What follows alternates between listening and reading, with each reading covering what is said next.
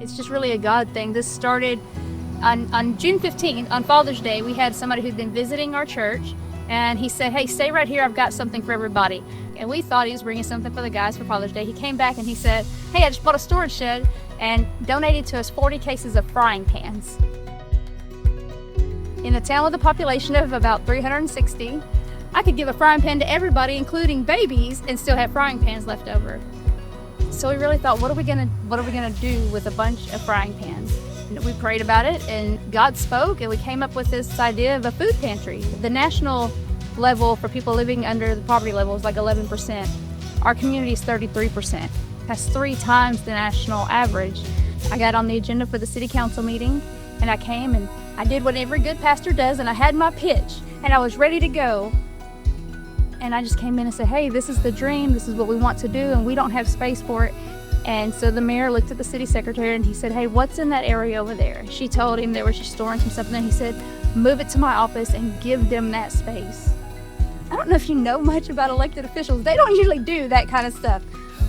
But it has really been a great thing, and the community has really gotten behind it.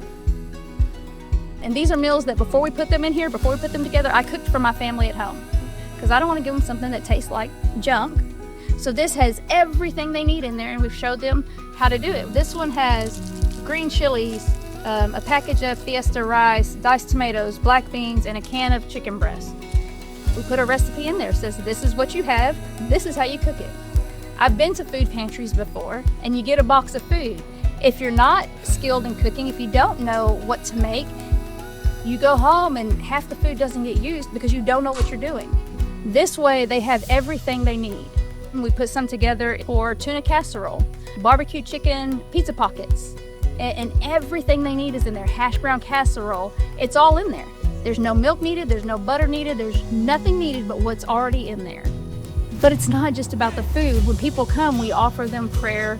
We pray with them, we pray for them. So it's not just meeting the need of being hungry, but it's meeting a spiritual need. But it's a spiritual need we couldn't meet if they were still hungry. People don't care what you have to tell them about Jesus if they're starving. If you love me like Jesus, feed me, because that's what Jesus tells us to do. And so that's what we're doing. We're feeding people. Everybody at our church has been so supportive and 100% behind it. We worship regularly 7 on a Sunday morning, and it would be easy for them to say, we're too small and we can't do this. We're too small and we don't have the resources. And to look at me and say, that's just a crazy idea, because let's face it, sometimes pastors have some crazy ideas.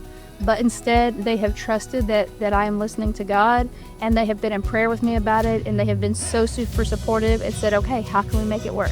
Okay, what can we do? How do we need to help? But God has really put these pieces together so that now we're able to actually serve our community and to meet a need. We have seen people in this community step up and get behind it and support it and help us with fundraising and help us get the word out and just show up to support it by being here and by serving and making sure we're connected with the people who need it. And that's really what it's about. That's what loving people like Jesus is all about.